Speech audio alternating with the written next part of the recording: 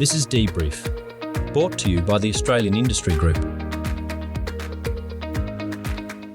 Welcome to DBrief, the podcast that explains industry to policymakers and government policy to industry, and is driven by Australian Industry Group's mission, which is to empower industry success for a better Australia. My name is Louise McGrath, Head of Industry Development and Policy, and I'm joined by Jeff Wilson, Head of Research and Economics. Hi, Jeff. Hi, Louise. Now, as I said at the last podcast, we're now recording every 2 weeks, and we are a week before the new Parliament starts. A lot of information is starting to come out around what sort of advice the departments, particularly Treasury, gave to the incoming government. And there's been a bit of a fuss, Jeff, around some documents that have perhaps been given a bit more information than Treasury would like to have out in public. Yes. So this was, thanks, Louise. This was what they call the incoming government brief, or some people colloquially call them the red brief and the blue brief, because during an election campaign, every government department writes one for, in our system, the Labor Party and the Liberal Party. So they'll have something to give the new minister on the first day they're in office.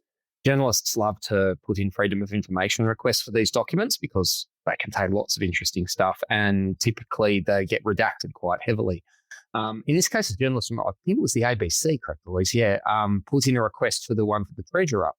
And it was all of the sensitive content as you would expect. Cabinet confidence was redacted. But it had a table of contents on the front, and the headers were descriptive headings. So it didn't just say, the table of contents didn't just say page 6 tax outlook, but it says tax outlook. And then it had a little sentence to help the Treasurer remember what it was going to say. And so you could kind of, from the table of contents, work out what the rest of it was actually arguing. Unfortunately, someone at the Treasury didn't redact that section of it. And so it's given us a little bit of an insight into a number of things that are regarding the government's assessment of fiscal situation, the tax system, that they probably didn't expect was going to get out at this point. We particularly of interest was some of their assessments regarding the fiscal stability of the tax system, with spending going up and revenue not, and a number of those problems, which is certainly then there's grist to the mill for the productivity summit that will be coming up soon, because the Treasury's put tax squarely on that agenda. And it certainly aligns with the tax paper that we talked about last time, and what we've been saying for some time, that there is a big challenge for the government to become more fiscally responsible, to really balance the budget going forward. But the other tidbit was the estimation that the government's target to build 1.2 million additional homes in 5 years just simply won't be met, according to Treasury's assessment. We don't know the specifics, only this big claim, but our recent research has indicated that it's pretty tough in construction in terms of productivity, and there's a lot of reasons why we won't get to that target. Look, it's probably not a surprise it won't be met. With AI Group, we actually did some research and some calculations, and Australia would need to immediately, not over 5 years, but tomorrow, increase the number of houses we were building per quarter by 40% increase straight away and hold there for 5 years to get to that 1.2 million target. So no one who's involved in this is particularly surprised that came out in this accidental FOI. But the more interesting thing is why, of course. We've done a little bit of work on this leading up into the productivity summit. We'll be talking about it a bit more. But one of the big issues is a real collapse in productivity in Australian construction industry over the last 20 years. Generally, an economy should get a bit more productive every year by about 0.7% in productivity increase annually over the long run. But if we look at the housing industry, productivity has actually gone backwards. We're only in apartments, we're only just as productive as we were 20 years ago. So there's been no productivity improvements in apartments. And in building houses, the standalone houses that you might get built, we're actually 24% less productive. So it takes 24% more labour hours to build a house than it did 20 years ago. This is a really rare example of productivity going backwards, because normally we would consider low stability is bad, but when we can actually see we're less capable of building houses than we were 20 years ago, that's a really serious issue. It adds to workforce shortages and it increases costs horribly. And I mean, I don't want to be a one-trick pony, but if they were exposed to international competition, as the most successful industries are, then perhaps they would be a bit more productive and a bit more innovative because there would be that external pressure. But, we can't necessarily change that. Louise, a trade specialist sees everything as a trade problem. But I think my only tool is a hammer. That's right. But failing that, it's one of those wicked problems. And, I've joined the Building Codes Committee, which feeds into the Australian Building Codes Board. There's a lot of issues around how we make building standards. We used to just create standards that made sure that houses were safe to live in.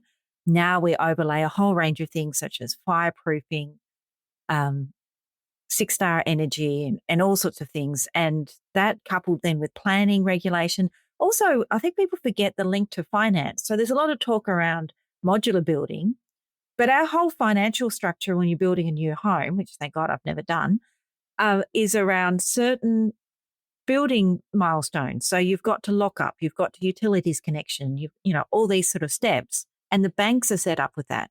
Once you start creating modular building where it's not lock up, it's when you start building in a factory, it actually, there's quite a number of elements within the economy to unlock some of these productivity barriers. Well, one of the things we've identified that the consequence of that for a building company is actually innovation, because when you have very, very strict standards, and if you've ever tried to do a renovation or build a house, I'm actually doing one in the bathroom, and for listeners, Louise has just been through this experience as well. They're very vicious, like a drainage waste in a toilet has to be a certain number of millimeters away from the wall. Does that fit your house? It doesn't matter. It's a standard, right? And the issue is that it really so codifies so many things that could be done. Businesses can't innovate. And again, we did a bit of work, and sadly, the construction industry has the lowest rate of business process innovation of any industry in Australia. It's the least innovative industry. And a lot of the reason is because there's not much room for a business or an engineer or a constructor to move, because everything is so tightly controlled.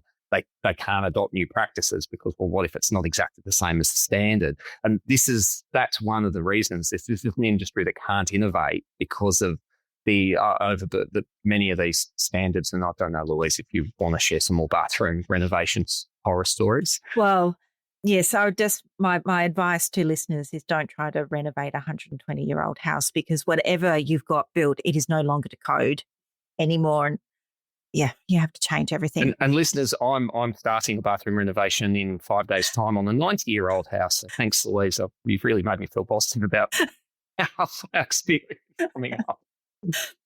Anyway, but I think one of the other challenges, other than our own personal challenges, is that it's very difficult for the industry to scale and to innovate when it's made up with so many small businesses.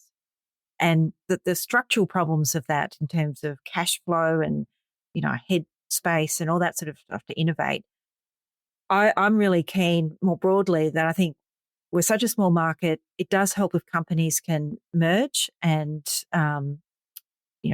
merge or acquire other firms to get bigger and to get scale, which means you get a lot of efficiencies around, back office stuff. You can invest in innovation. But Jeff, you've been doing even more work on our potentially new merger and acquisition rules coming through. Yes, this one. And I think for a lot of businesses, if anyone's in business that are listening to this, they might think mergers and acquisitions is a big business thing for the ASX 200. But it's about to change. And that's why I think everyone needs to listen to this story. So in Australia previously, we had a system that was called a call-in system. So there's the Australian Competition and Consumer Commission, the ACCC, you've probably seen it. And they had legal powers that if one business took over another business, they would be able to, you had to put a little note in with them, but they would have the ability to say, we think that's a merger that might be anti-competitive. The parties have to come and we're going to investigate. And it did do antitrust controls on that.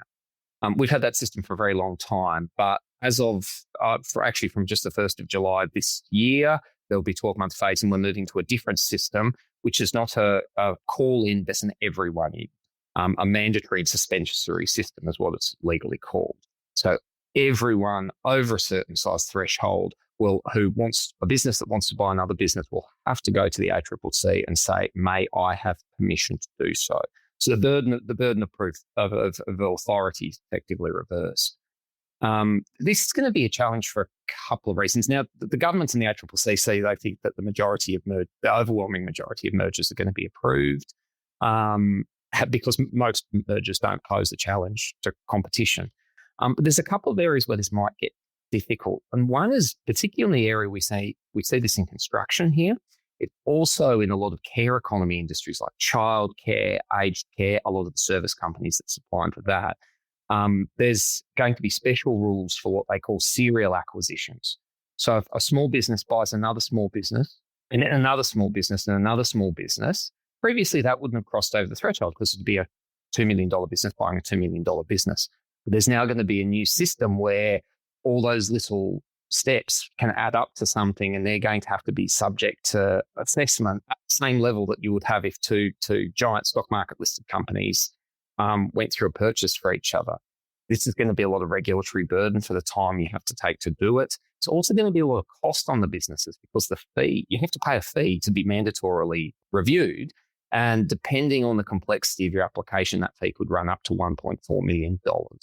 So if it's a business transaction of less than $100 million, that's a lot of money. Like that for a small or medium business, that's an extraordinary amount of money to have to pay.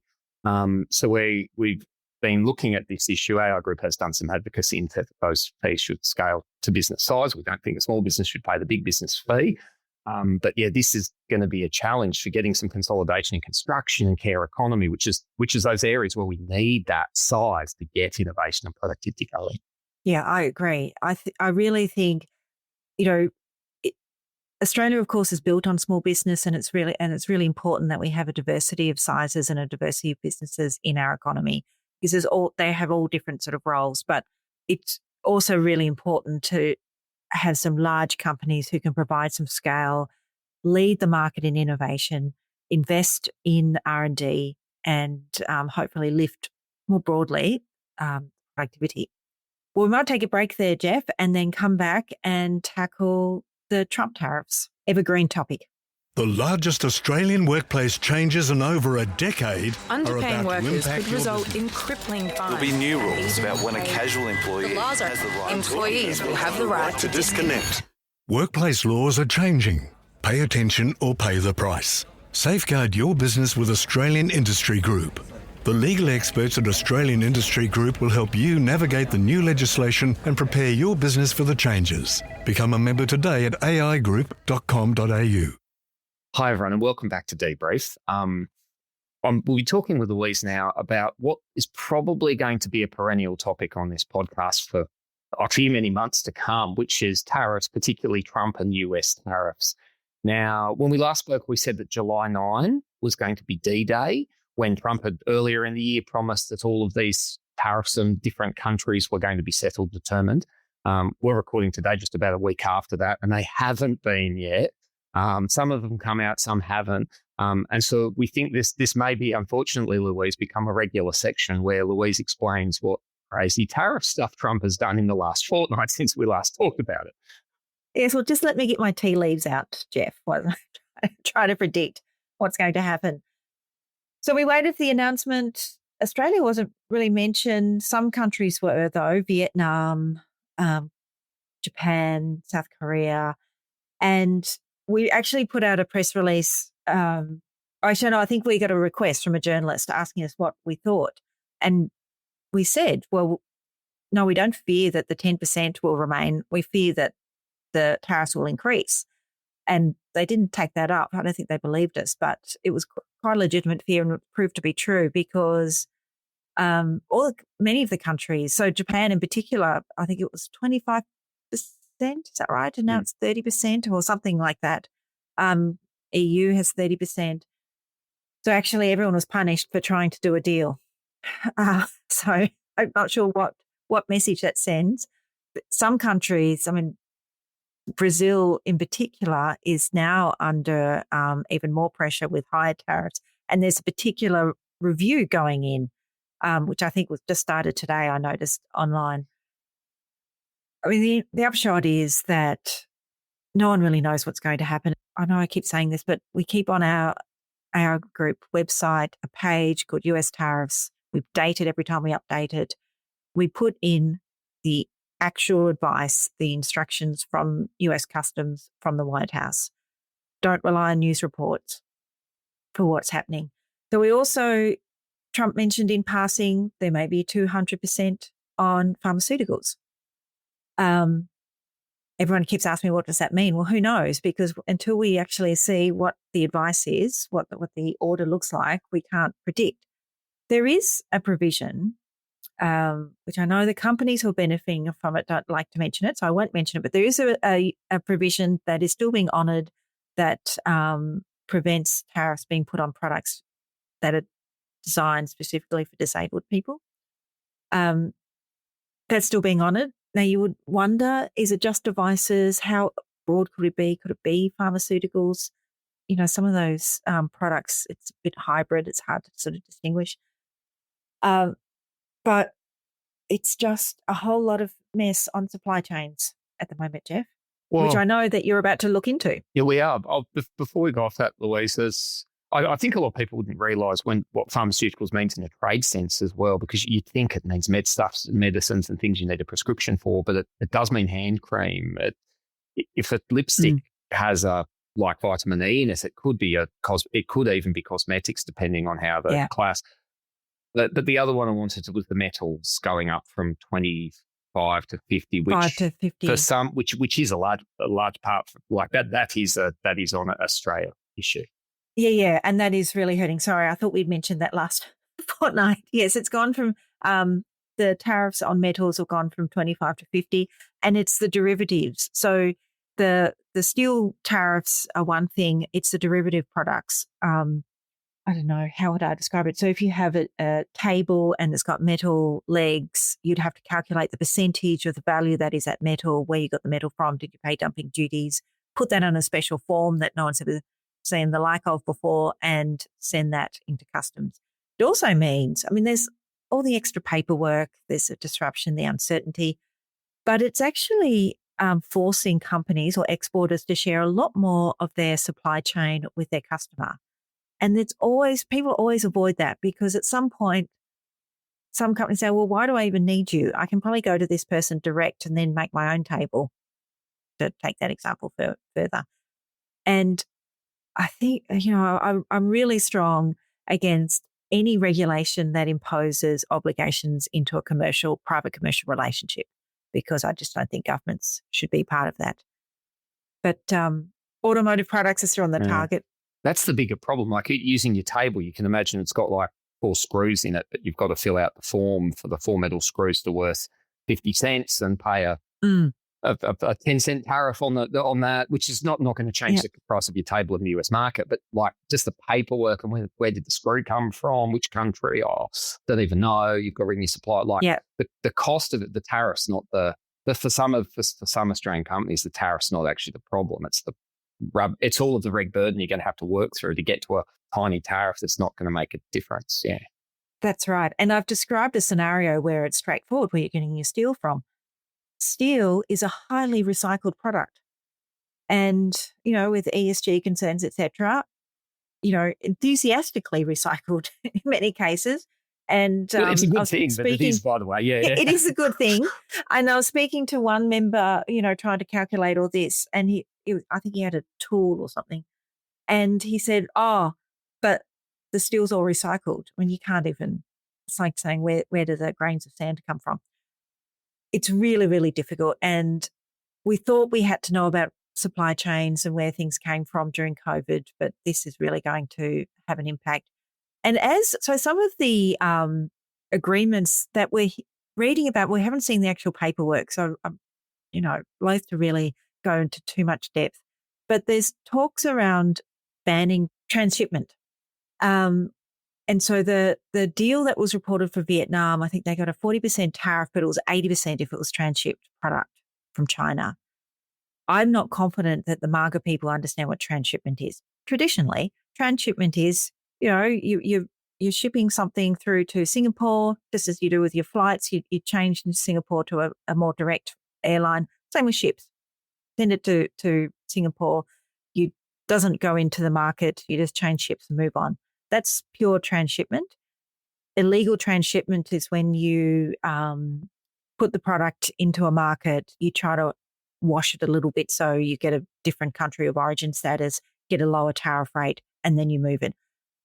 Frankly, that did happen a lot during the last Trump war. And even when we had our barriers from China, there was an extraordinary amount of lobster leaving Australia to various other markets that didn't traditionally buy it, but perhaps traditionally was sent on to China. A lot of lobster.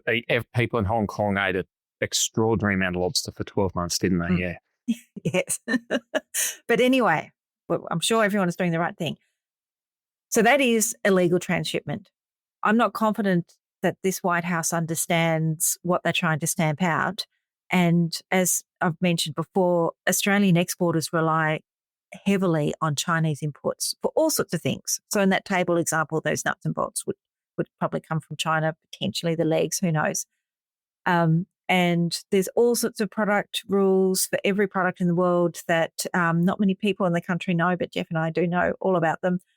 How do you count something as Australian origin? So the best way to describe it, I would say, is if you imported honey from China, you wouldn't, but let's say you brought in honey from China, you decanted them into koala-shaped jars, and the cost of all doing that was over 50% in Australia. You haven't changed the product. It's still honey. You haven't elaborately transformed it. So it's still Chinese honey, even though you've put into Australian jars. If, however, you import honey, you import cinnamon, you import oats, sultanas, and you make biscuits, you've turned all those products into a brand new product in Australia. You've made Australian biscuits, and that gets you a country of origin. My concern is that in the MAGA world, that honey that you've turned into biscuits is still Chinese honey. I just don't know that they really understand how rules of origin work and the illegal shipment that they're trying to stamp out. Yeah, I think I'd spent a bit of time in food manufacturing when I was younger, and you can see that this is going to be an issue for Australian food manufacturers because they're going to go, my biscuit's got a bit of honey, or maybe it's come from somewhere else, or sugar would certainly be one.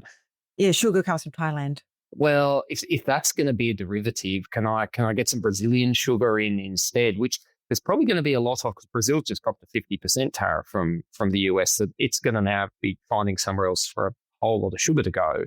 And I certainly, knew that food engineers in food manufacturing actually looked at that stuff and said, can we reformulate the recipe? Can we change the machine so the product you get was this would often in food manufacturing, it was a seasonal thing, like the pineapples changed shape or something. It'd have to work with natural factors, but this is kind of going to be like that on steroids. Like we're going to have like food scientists trying to remake biscuits with sugar from a slightly different country. Yeah. Well, and how back do you go? Because that sugar that I just said, it comes from Thailand. It's grown in Australia. It's processed in Thailand, and then we that back. It sounds ludicrous, but there's all sorts of reasons how that comes by. My favorite way to describe modern supply chains is an ancient Greek thought experiment called Theseus' ship. So Theseus, the philosopher, suggested that if a ship leaves a port, leaves Patras, goes out into the Mediterranean, which is famously a fraught place where they're beset by brigands, storms, etc., and every port there's repairs until finally they come back to the original port, and every nail, every plank, every sail has been replaced. Is this a new ship? And if not, when did it stop being the old ship and start being the new ship? So, and Jeff, I'm sure you've got the example, my grandfather's hammer. I've replaced the head and I've replaced the handle, but it's still my grandfather's hammer. We did that for my body. I'm getting older. Can we do that? Am I still the same person I was? Well, anyway, so let's not get into that wormhole. But this is what a modern supply chain looks like. Think of children's pajamas, cotton probably grown in India, designed and distributed by Australian companies, let's say Cotton On, using Pokemon character from Japan. No product, but very few products today can just be sourced primarily to one, especially when you include services. And it's that sort of world, I think, that is blowing the marga mind. Well, now that you mentioned services, Louise, we probably should wrap up here. The one thing that the market mind hasn't worked out is that services are traded too, right? Like this is their trade focus. If we'd done this a few years ago, we would have been talking up the importance of services. Services trade's growing much faster than goods trade because our economy is becoming more service component. There's much bigger service component. And 5 years ago, Louise and I would have told you, don't worry about getting a 2% tariff to a 1% tariff. Service is the game. But they pretty much haven't worked out services exist yet, have they? Is this a good thing? Don't tell them. Well, they kind of have, because they try to put tariffs, 100% tariffs on non-US made films. Oh, yeah. Not the actual movie itself, not the film that gets sent in the canister. Yeah, no. So I don't know. I don't know what they know. It drives me mad. But anyway, we should also say ahead of the round table, because we'll be talking about that every fortnight, I think. We're going mad trying to think of all the things that we need to contribute to the discussion. We've created a webpage, which you can find on the front page of aigroup.com.au. It has all our thinking, including last week's report on energy, how do we find more energy and use less of it. This week's report on manufacturing. We've got a range of things coming up on research and development, regulation burden, circular economy, all sorts of things. So if you're desperate for more policy, especially from an industry point of view, there is a lot more coming down the line. All right. Well, thanks, Jeff. Well, just think, Louise, as well, like not sure when you'd be listening to this podcast now, but from where we are, we are asking for ideas from our group members. Anyone that's listening will be going out pretty soon to ask that. Certainly, and as you will see this stuff coming out, please feel free. You might get it on an email, or we do put a lot of stuff on social media, so you probably set LinkedIn or somewhere like that. Please feel free to reach out to us, because we really are trying to. There's a lot of interesting experiences. I mean, we talked about a screw in a table to the US just now, but we know about that. We can talk to government about that because we get that. So please, if you're listening before the August 18th Productivity Summit and you've got an idea, please get in contact with us. We'd love to hear about your experience. Yeah, especially about the way regulation is implemented. We're very, very keen to understand the direct impact of poorly executed regulation, as we mentioned last time. And Jeff, I did try to give you a lead in, but we moved quite quickly past it. We are also asking members to give us insight into their supply chain challenges. Oh, yes, as well. And for those of you who are signed up to our group, we'll have sent out a survey earlier this week about trade and supply chains. Part of it's about that Trump story, but also part of it's about supply chain regulation. On the last episode, we always talked about modern slavery rules and these things, and we've talked about building products. But it's not just tariffs, right? Like there's a lot of things that make trade and supply chains more difficult than they need to be. We've got a survey out to businesses. You don't have to be an our group member. Well, you do have to be in Australia. If you're an Australian business, we'd love to hear from you about how your supply chains have been going over the last 12 months. How's regulation helping, hindering that?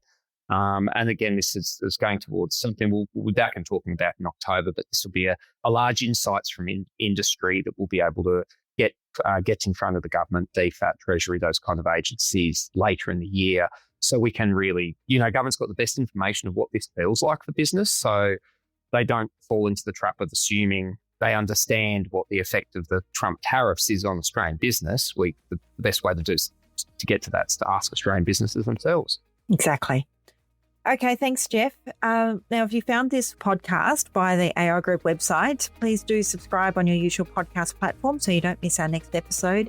And if that platform lets you leave a review, please do take the time to leave one. I'm Louise McGrath, being joined by Jeff Wilson. And if you have any comments or questions, please email us on industry.policy@aigroup.com.au, and we'll speak in 2 weeks. Thanks, Jeff.